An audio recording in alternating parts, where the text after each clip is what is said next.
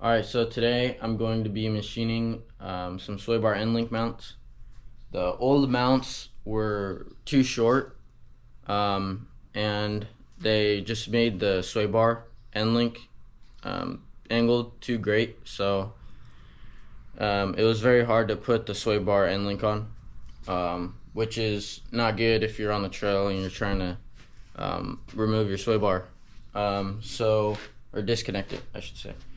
So the old ones look like this. They just bolt on the plate, and it needs to be 1 inch inboard from where it used to be. So I made these. I just have to make one more, and I'll show you how I do that.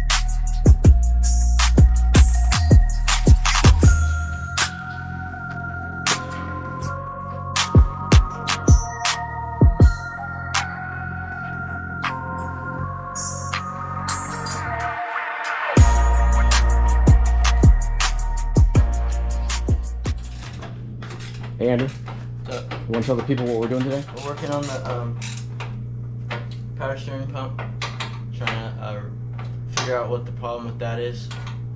Yeah, he says it doesn't work at all. So So we're gonna replace it, right? well, we're gonna see what the root cause of it failing is, because the pump that's in here is the third one he's had. And then we're gonna fix the squeak on the alternator. Yes. So what we're doing for that is, so this alternator is producing, what do you say, 15 volts? The spike is 15. Yeah, 15 at startup, and it's causing the squeak. So we're gonna go to a pulley that's 3.5 inch, or that's like 4 inch pulley actually. Effective pulley diameter from the root, the groove is about 4 inches. We're gonna modify this to fit on this, and eliminate this smaller pulley here because you don't need 15 volts. And then that should eliminate the squeak. And then Andrew's gonna do the power steering, so we're gonna just tackle both things at once. We have to pull the shroud off, And all the belts, the fan, in order to get everything off. This thing Get is this off, because there's a super- stud that goes super tight to the block, but can't pull it out with the shroud there. Can't get to it. All right, so that's what we're doing. I'm going to make a spacer for the alternator so I can space it off properly. I'll machine that up and then test fit it and put it back in the car. This sometimes happens when you take apart something that someone else built. So this is one of the crank bolts, the crank pulley bolts, and Andrew got 3 of them out successfully, or 2 of them out successfully, but this one was getting tighter as he removed it. So I told him, would you ask me? What does it mean if a bolt gets tighter when you remove it? Yeah, as you take it out. So basically, it means that the threads are galled, right? So that's why.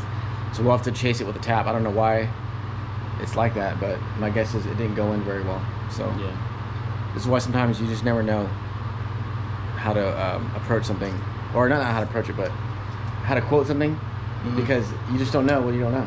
Right? Yeah. So you didn't know that the bolt was stripped out. So we'll have to fix that. But yeah, that's what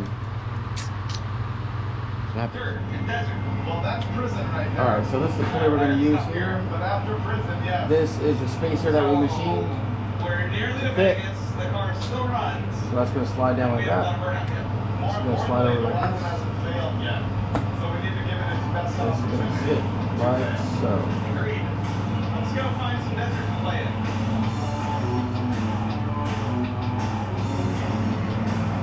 There you go. Alright, so we got the pulley off the old pump, and it was a pain and a half. I never heard that before. I know. A pain and a half? Yeah. Well, that's a full pain and half a pain, right? Yeah, exactly. Yeah, so now we're putting the new pulley on.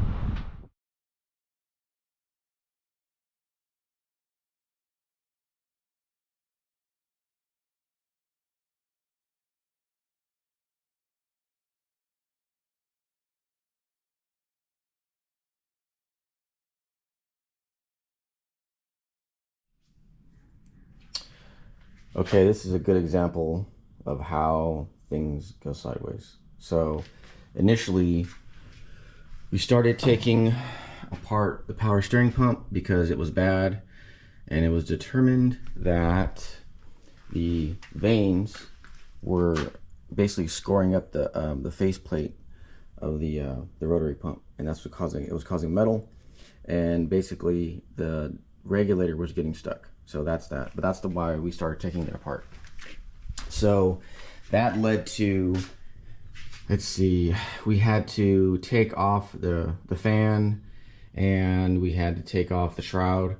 We couldn't get the shroud off without taking out the fan, and we couldn't take off the shroud because the crank pulley was hitting the shroud, so it was preventing it from being removed. So what we had to do is come over here. I put a basically a removable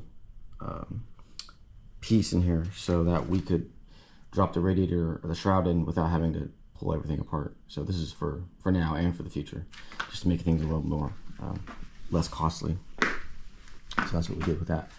But that's not the problem. The problem is when Andrew was removing the bolt, it looks like whoever installed the balancer bottomed out the bolt into the counterweight into the on the balancer. So basically galled up the threads on the nose of the bolt. So that caused it to basically damage the threads on the way out, and you can't not take the bolt out because you can't get anything apart. So I said, okay, no big deal. We'll just tap it. So I go to tap it, and because the weight is right behind it, you can't get a tap in there any meaningful amount to actually clean the threads. And at this point, I think the threads are pretty much in really bad shape. So that leads us to our next challenge, which was, okay, how are we going to take a balancer off when the bolts are 120 degrees, well, they're supposed to be 120 degrees apart? You can't have a leg missing because that's just not going to work. It's going to put a moment on the balancer removal tool and it's going to break. So it just so happens that this actually balancer has two opposing bolts that will work that are 180 degrees apart. So it's a third less of the holding power, but it should still work. However, this balancer is not going to come off without a fight. And I have to get the balancer off because I have to tap the bolts, and I can't tap the bolts with it on the car. So it has to come off. The problem is they didn't use anti-seize on the balancers, on the nose of the balancer and the snout of the crank. So that is making removal very difficult. And that's kind of where we are now. So I have a bar in here to keep the balancer from spinning while I try and rotate the balancing removal tool, stud in the center. And yeah, so that's where we are. And it's taking it's taking a lot of force to get the balancer off. And my suggestion, or my guess, is that it's due to the fact that they didn't use anti-seize on the damn snout. So that's where we are. Just wanted to chronicle that struggle.